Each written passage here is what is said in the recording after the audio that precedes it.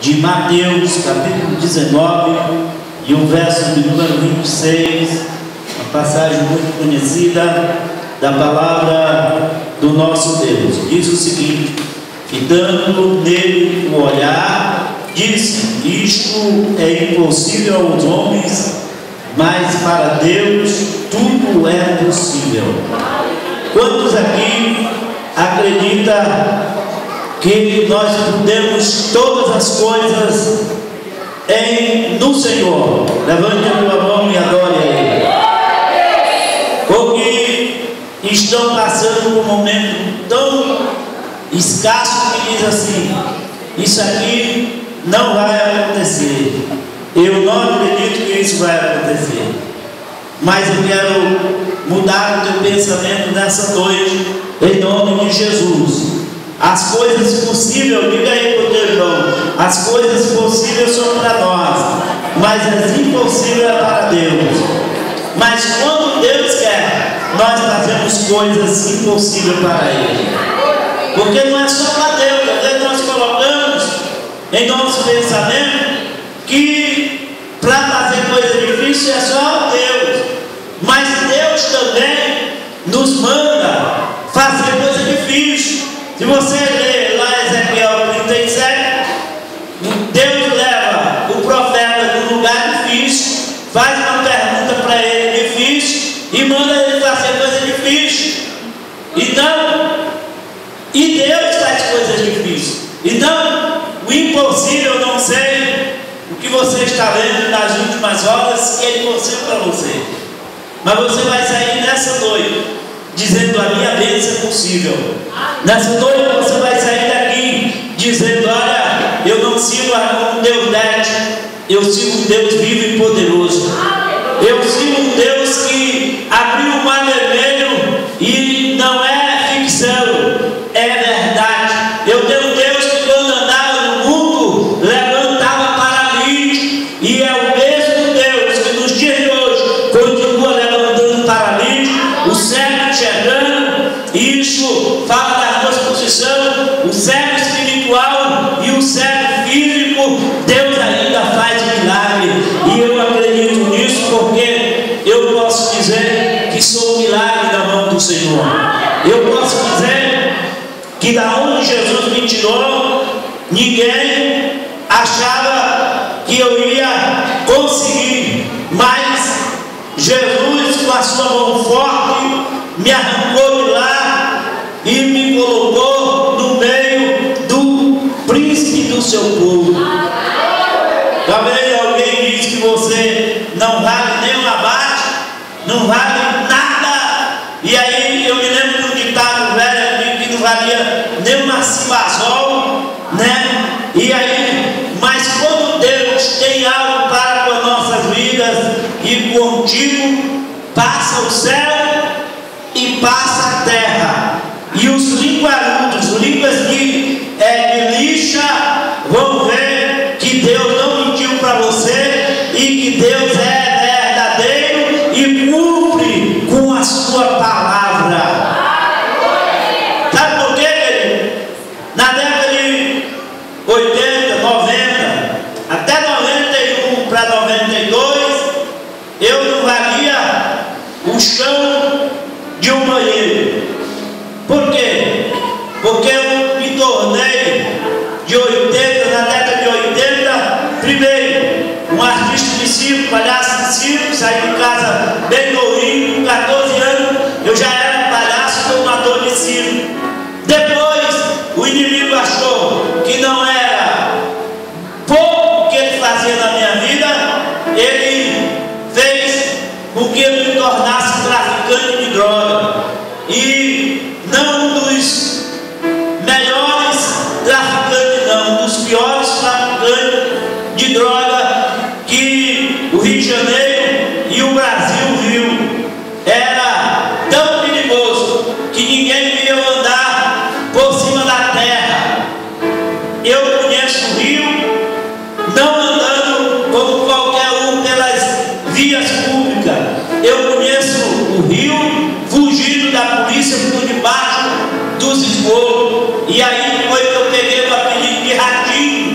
e até hoje permanece, mas Deus transforma rato em servo dele. Ele é eterno. E aí, queridos, suprimou,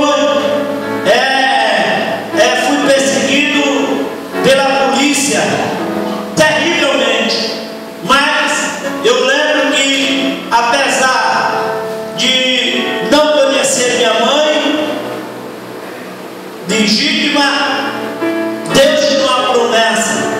Minha mãe, antes de morrer, me colocou para um tio orar por mim e orar pelos meus irmãos, dizendo: olha, eu vou partir. A minha mãe era desviada, aceitou Jesus e entregou nós na mão daquele tio para ele orar por nós. E anos passaram, e quando ela falou com ele, ela disse assim: José, quando tu não esquece de orar pelos meus filhos, porque Deus me diz que eles são promessa dele. Eu não vou suportar, mas eu vou para a glória do Senhor, mas eu deixo ele a Deus cuidar. E aquele tio orava por mim, orava por um mais perigoso. Era eu, porque o meu irmão mais velho era um rapaz trabalhador. O meu outro irmão sofria muito porque dava ataque de epilepsia constante, e então que ele morreu assim. Mas eu não.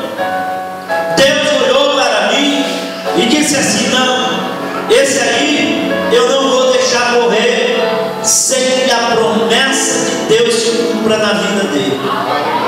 Meus outros dois irmãos aconteceram, só que Deus tinha uma promessa maior em minha vida.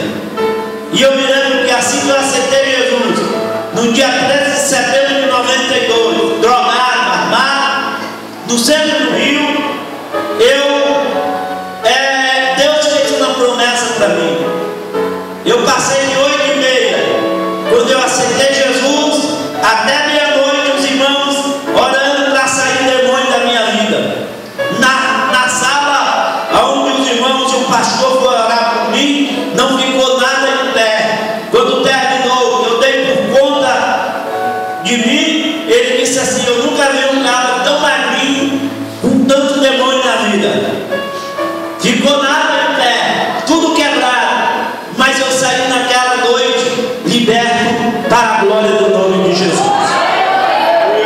Queridos, isso aqui vou dar um resumo do que aconteceu na minha vida.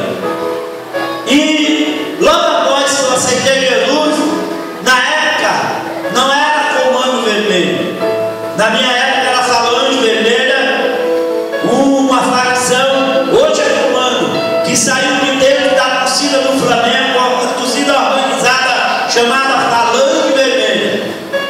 E aí era a mais perigosa na época do Rio de Janeiro.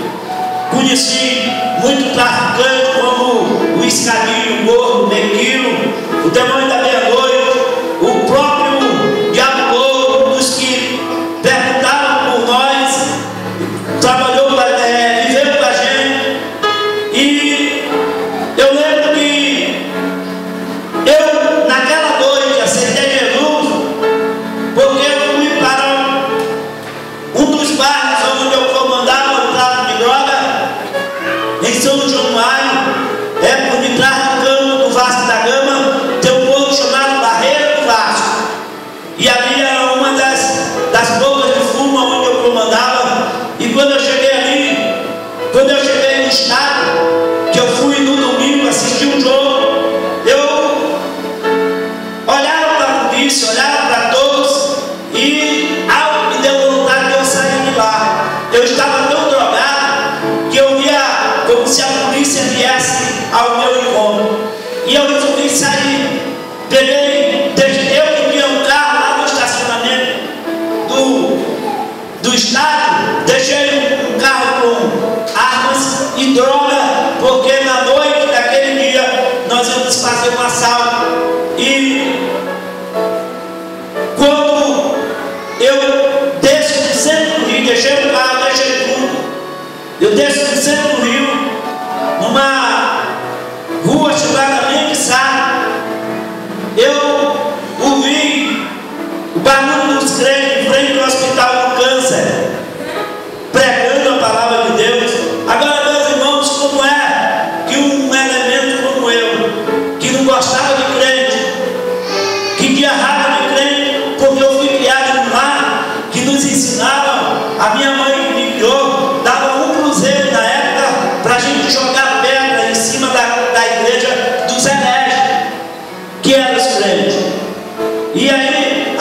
tinha a mão certa, jogava pedra no morro, e eu saí do mundo dessa forma. No morro onde eu comandava, nos morros onde eu comandei, eu mandava dar tiro para cima antes dos cultos dos crentes, mandava roubar o som para que não houvesse culto. Eu não gostava de crente, eu era averso a crente. Nunca matei, foi um crente, mas eu não gostava de crente. E naquele dia, os crentes estavam pregando, e eu fui passar o sinal, quando o irmão chegou até a mim, porque o sinal fechou para me passar, e me deu um folheto e disse assim: jovem, Jesus te ama. E eu disse para ele: eu sei que Jesus me ama. Foi quando ele olhou para mim, ele morrendo, e disse assim: se tu for no lugar onde tu pretendia ir, tu vai morrer e não vai viver. E eu fiquei abismado, como é que aquele homem sabia o que eu ia fazer à noite. E aí fiquei preocupado, e aí resolvi ir lá ouvir ele, a palavra que ele tinha para mim.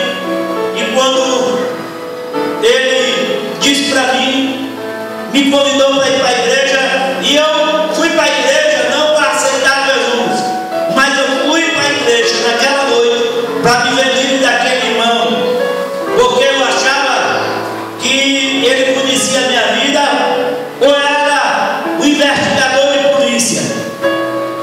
Quando eu cheguei à noite, já 6 horinhas no culto, quando deu 7 e pouco, 7h30, o pastor começou a pregar, começava cedo, o culto em torno de 6h30 da noite, e aí ele começou a chorar e soluçar, e aí apontou para o meu lado e disse: aqui tem um jovem nessa noite nos visitando, que se ele fosse para um lugar, ele olhou para o relógio e disse: às 8 horas da noite ele ia morrer e não ia viver. Eu me espantei, olhei ele forte, eu digo: aquele ali que estava do meu lado, me botaram na última cadeira, assim, encostado na parede, porque se eu tivesse na ponta, como o pastor Antônio Cruz dissesse, eu tinha ido embora, tinha ido embora. E aí ele disse, aí ele começou a falar, e eu olhei para ele, olhei para o irmão, eu digo: esse irmão aqui já foi falar para o pastor, e o pastor aqui é delegado. Sabe por quê, querido? Lá era do lado do IML, a igreja onde eu estava era do lado do IML, dava muita polícia ali, e aí eu fiquei preocupado. Eu fui na frente, e ele orou por mim. Primeira coisa, saiu um fardo pesado de mim, as drogas foram embora, e eu não chorava com facilidade. Naquela noite eu chorei, e aí eu peguei, quando terminou o culto, e quando cada irmão vinha me abraçar, me saudando, eu pensava dentro de mim: como é que esses irmãos podem me abraçar se eles não sabem nem quem eu sou? Eu sou dessa região aqui, o traficante mais cruel. Eu comecei a examinar dentro de mim, e eles me abraçaram. Inclusive o pastor era faltando, me deu um magrinho, era assim igual esse jovem aqui, me deu uma perna que quase quebrou a minha costela, e dizia: meu irmão, eu te amo, Jesus te ama. E aí, querido, eu doido para ir embora para me ver livre. Aí quando eu fui sair desse jovem, eu preciso conversar contigo. E aí me levou para dentro de uma sala. Foi quando os demônios que me usavam se manifestaram, porque eu, com 9 anos de idade, fui entregue aos demônios. Principalmente, talvez, a minha esposa sabe disso, porque eu já contei. O povo lá sabe que ali foi onde eu fui sacrificado com 9 anos aos demônios. O macumbeiro de lá, na época, era mais famoso do que o Totó. O nome dele era Totó, e era mais famoso do que o Pita do Barão. Ele olhou para mim, levado pela minha mãe,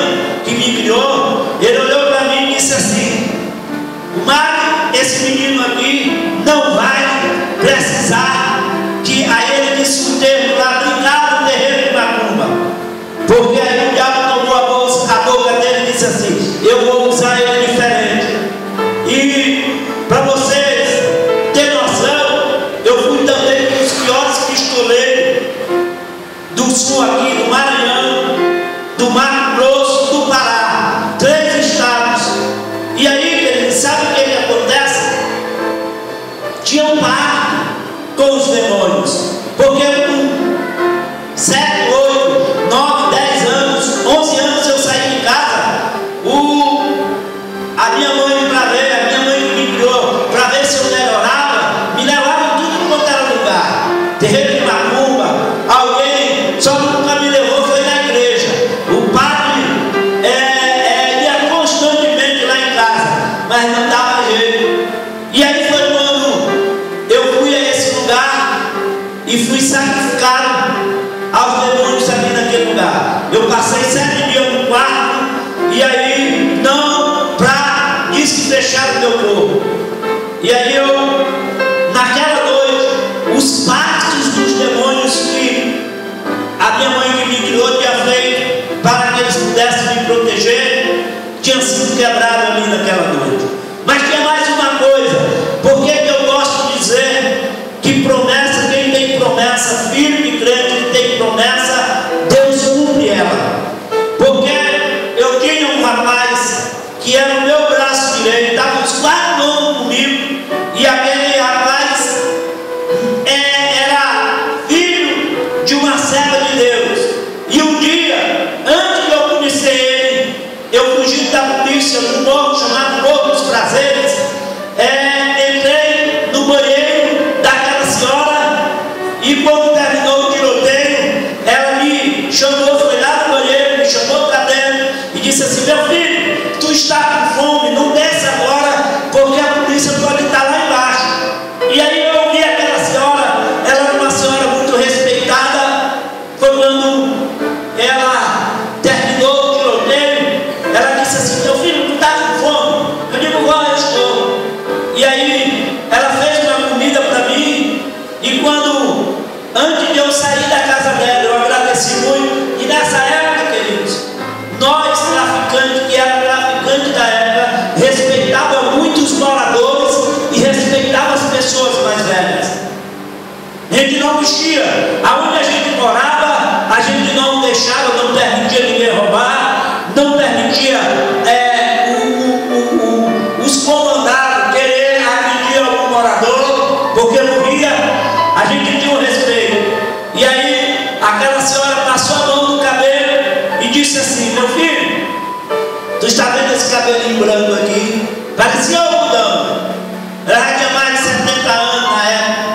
Aí disse assim: olha, deixa eu te dizer, eu não vou morrer enquanto eu não me ver nos pés de Jesus. Aí eu botei o dedão e disse assim: gostei, vovó, continue orando por mim. Que nada, saí dali, virei pior.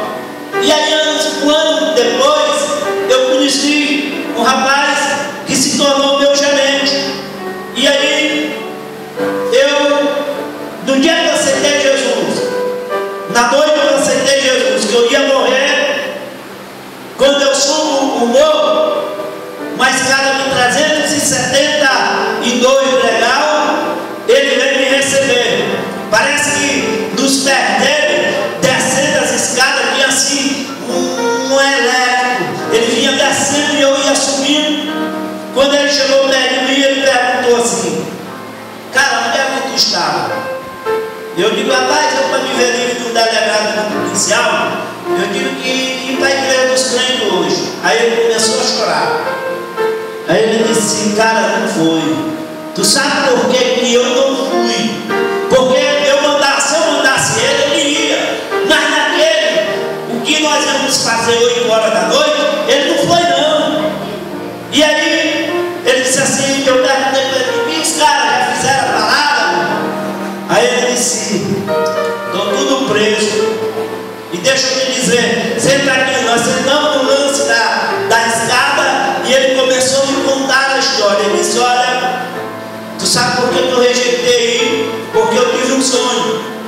Eu ia morrer nessa sala. E eu orei a Deus: se Deus me trouxesse com vida, eu ia me reconciliar com Jesus. Aquele rapaz, aquele jovem, era filho da velhinha que orava por ele. Ele já tinha 8 anos desviado no caminho do Senhor. É por isso que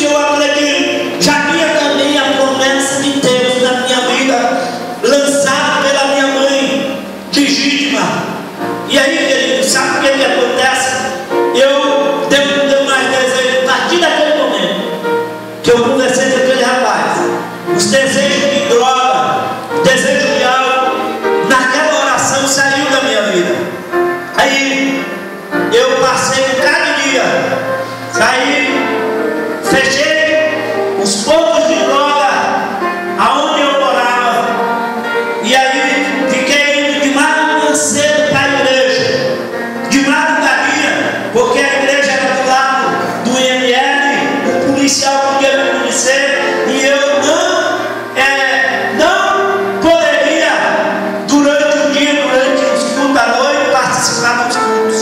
Aí eu ia de madrugada, às 6 horas, estava na porta da igreja, assistia, nós orávamos pelo culto, e aí quando foi um dia, passou alguns dias, os próprios comparsas vieram a mim e disseram: cara, os chefes maiores estão te procurando.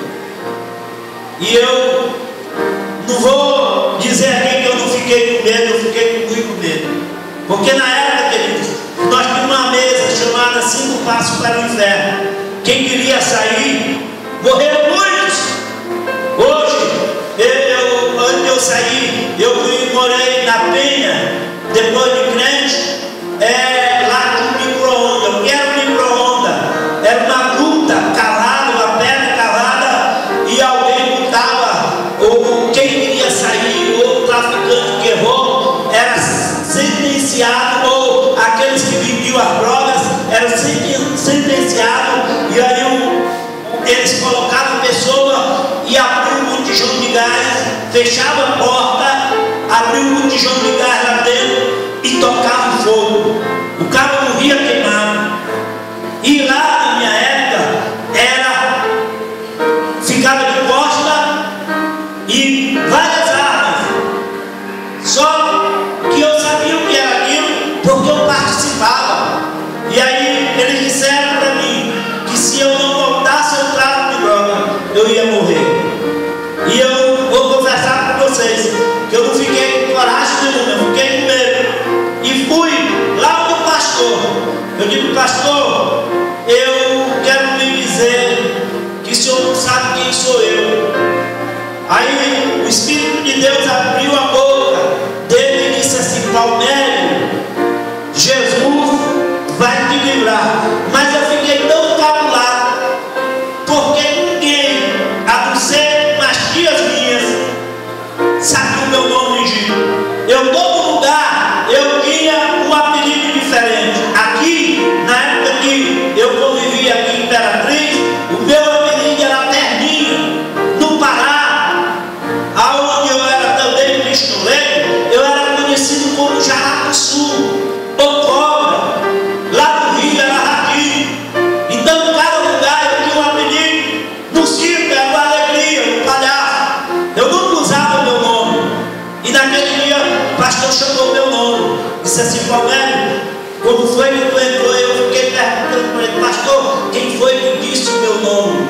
Se eu tenho alguma tia, tem alguém da minha família congregando com os senhores, ensinando. Aí eu dei o nome da minha tia, ele disse: não. Sabe quem foi que me disse? O Espírito Santo.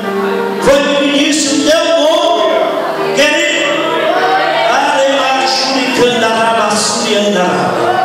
Querido, e aí ele disse assim para mim: como foi que tu entrou? Aí eu fui contar a história que eu tinha saído de um grande circo e cheguei tanta cocaína que eu perdi todo equipamento que eu trabalhava em circo, como domador e como palhaço. E aí fui parar na rua. E aí um senhor me acolheu, me chamou de madrugada, me deu um prato de comida e me levou para a casa dele, dizendo que era para me estudar, brigar com o filho dele, mas não era. Era para ser avião de droga. Eu comecei lá entregando droga nas escolas, nos lugares, e logo depois eu me tornei dono de boca de fumo, gerente de boca de fumo. Aí foi quando eu disse para o pastor: pastor, sabe por que eu vim aqui? Porque eu sou traficante de droga. O senhor já viu falar no Ratinho? Aí ele disse: já. Eu digo: porque o senhor está na frente dele. Pastor, eu fui sentenciado à morte. Aí ele disse assim: como foi que tu entrou? Tu vai sair do mesmo jeito que tu entrou. Querido, aí ele foi lá dentro de um armário, me deu um bermudão azul e tipo aqueles jalecos de hospital. Estava iniciais, Hospital de Lobo e Jacarepaguá. Mas eu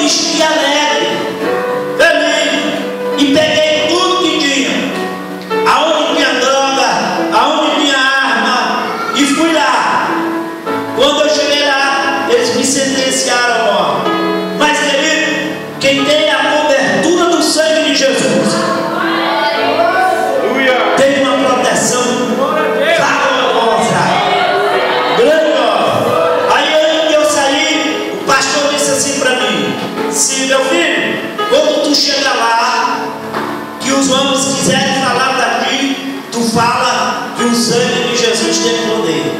Aí eu esteja aqui como palhaço, né? Os meninos disseram assim: gostei, pastor, o sangue de Jesus tem poder. Sorriram e fui embora. Quando eu cheguei lá no QG, estava falando primeiro, aí os caras já estavam me esperando, me botaram um prato de cocaína para me cheirar. Eu digo: não quero. Se rapaz, qual foi? Tu está usando uma droga mais pesada? Eu digo: não, eu não quero mais nem saber de droga. Aí eu fui naquele senhor que me levou para lá, que eu chamava de padrinho, e disse: seu fulano, eu quero uma oportunidade para poder sair dessa vida. Eu não aguento mais essa vida. E Jesus já mudou a minha vida. Aí ele disse assim para mim: tu sabe que quem faz o pacto aqui não pode sair daqui com vida. E eu virei para ele: eu fui embora, mas eu fui leal até hoje a vocês. Eu nunca peguei cadeia, tenho uma perna no joelho abaixo, toda furada de bala, de calibre 12, quebrada em vários lugares. Eu tenho marca de bala aqui, que era para me morrer, e Deus colocou a mão. E aí eu disse para ele, e ele não me livrou. Me colocaram lá, começaram a contar: 1, 2, 3, 4, 5. No quarto, queridos, eles mandaram eu virar de frente para eles. Eu estava de costas e disse assim: vira, porque tu vai pagar por todos aqueles que tu já matou na tua vida. E uma voz que não era minha, quando eles começaram a contar do segundo em diante dentro de mim, que hoje eu entendo que Paulo disse que é a voz interior. Essa voz interior, eu acredito que é o Espírito Santo de Deus, não era mais Deus, porque a minha boca estava fechada, as pernas estavam tremendo, e dentro de mim clamaram pelo sangue de Jesus. Aí eu dei o primeiro, o segundo, o terceiro e o quarto. Eles mandaram virar, se vira. Aí fizeram gaiola, sabe? Vamos ver se teu pastor te livra, vamos lá. E aí, quando eles apertaram o dedo, não saiu nem um tiro, não saiu nenhuma bala, nem um projeto. E foi quando eles tornaram a botar, pegaram e disse: olha, joga essas armas lá, pega novinha, lá tem umas caixas, pega novinha.